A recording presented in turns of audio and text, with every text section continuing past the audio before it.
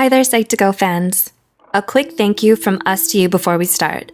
We want to let you know how much we appreciate your continued support and thirst for knowledge. So, let's continue our brave march to learning about psychology. Fear. You felt fear. It's a dark night and you're watching a horror movie. You scream or jump a little when a scary scene comes up. Or you're plunging down the big drop on a roller coaster and your palms are sweating while you yell from the thrill. We're not talking about that kind of fear. Sometimes, fears become excessive and irrational to the point where we can't function normally. The intense worry and avoidance caused by these fears can interrupt day-to-day living, causing panic when that fear is encountered. That's when the fear becomes a phobia.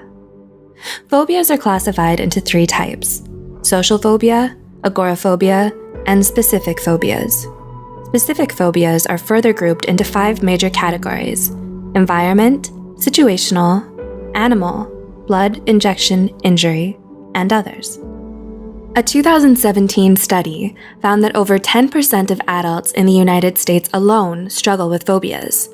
This makes phobias the most common psychiatric illness among women and second most common among men. Curious if you have a particular phobia? Let's look at the 7 most common phobias. 1. Arachnophobia, the 8-legged nightmare. Currently, the most common phobia in the world is arachnophobia, which is the fear of spiders. This phobia affects 3.5 to 6.1% of the global population, meaning around 300 to 400 million people are affected each year. Women are twice as likely to have arachnophobia when compared to men. However, 55% of people may harbor some fear of spiders, just not a full phobia. Researchers Oman and Maneka believe that arachnophobia may be rooted in our evolution. Allegedly, our ancestors found their appearance frightening and viewed them as a threat of food and water contamination. 2. Ophidiophobia. Do you hear hissing? Because I hear hissing. Have you seen something out of the corner of your eye that's long and sinuous and froze in fear? Maybe you can't catch your breath and your heart hammers in your chest when a friend shows you their Snake of the World book. If so, you just might have ophidiophobia, the fear of snakes. Ophidiophobia is the second most widespread kind of specific phobia, with around 1/3 of adult humans reporting to be suffering from it globally. Similar to its siblings, arachnophobia, the fear of snakes is believed to be rooted in the primitive drive to survive, as snakes are typically perceived as a vicious and dangerous creature. Additionally, personal experiences and cultural influences may also play a part, as studies have shown that in places where snakes are less common, more cases of ophidiophobia were reported. It's no wonder snakes often take a starring role in various movie scare scenes and fear-facing reality shows. 3. Acrophobia. Glass elevator? No thanks, I'll stay on the first floor. Affecting more than 6% of people globally, the fear of heights is another common phobia many of us have. This phobia's official name is acrophobia. No, we're not prejudiced against acrobats or other high-flying performance professionals. Intuitively, it makes plenty of sense why we'd learn to be afraid of heights.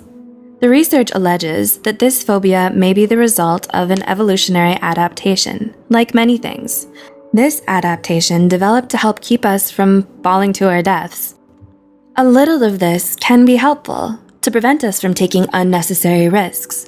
However, if it gets out of hand and escalates, it could lead to extreme daily difficulties.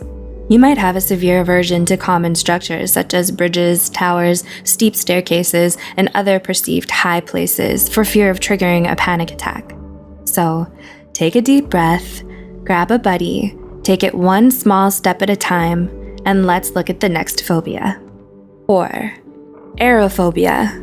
AKA, so how long will it take to get from California to Tokyo? By car?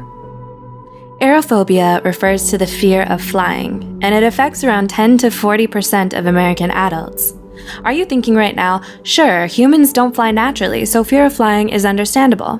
Well, while that's true, aerophobia is actually logically irrational, given that airplane accidents are so rare. Statistics report that traveling by plane is actually much safer than traveling by car. Nonetheless, people with aerophobia avoid flights as much as they can, which can be problematic for work requirements or long-distance relationships. 5. Cynophobia. Did you say puppies? I think you pronounced demon hound wrong. Puppies, doggos, happy wagging tails, and those soulful eyes, and those sharp, pointy teeth with their scary sheen. Wait, what? Let us remember again that phobias are, by definition, irrational. The fear of dogs, official name cynophobia, may be less common than the fear of snakes and spiders. However, it can be just as, if not more, debilitating.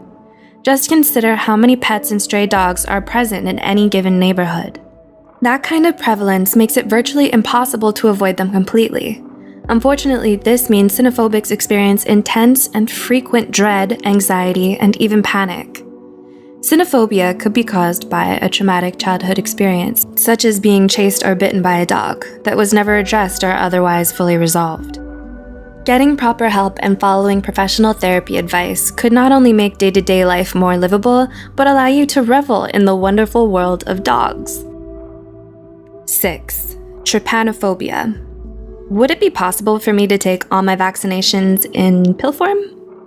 Next up, we have trypanophobia, the fear of injections.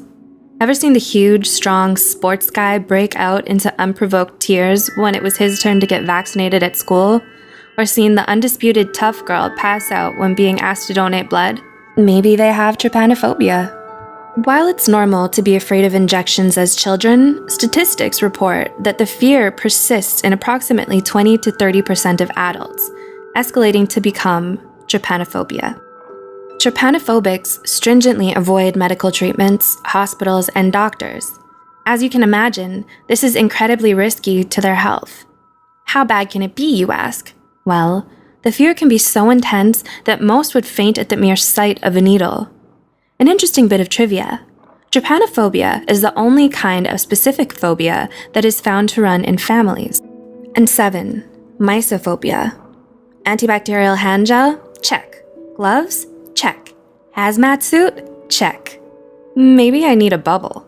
Lastly, another common phobia shared by many, and even some well-known celebrities, is mysophobia, better known as the fear of germs. The term was first coined in 1879 by psychologist William Hammond, who believed that mysophobia was a symptom of OCD. This has since been debunked by the discovery that most people who have mysophobia aren't actually OCD. Mysophobia can manifest as excessive cleaning, compulsive hand washing, and extreme avoidance of bacteria and germs, such as frequent or constant use of gloves, face masks, and other perceived germ-blocking attire. In extreme cases, mysophobia can cause people to become shut-ins, cutting themselves off from the outside world for fear of being contaminated. So, in the end, where do phobias come from?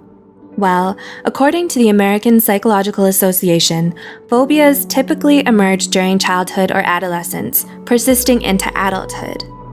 Phobias, unfortunately, are usually not solo travelers. It's more likely to have multiple phobias than just a single one. Also, we have seen here that some are more common than others. Do you relate with any of these? Do you know someone who does? This has only shown some of the most common phobias. There are many more, such as fear of storms, fear of dolls, fear of enclosed spaces, among others. A specific phobia is characterized by intense fear and avoidance behaviors that can negatively impact a person's life. Fortunately, though, all phobias are treatable, usually with cognitive behavioral therapy.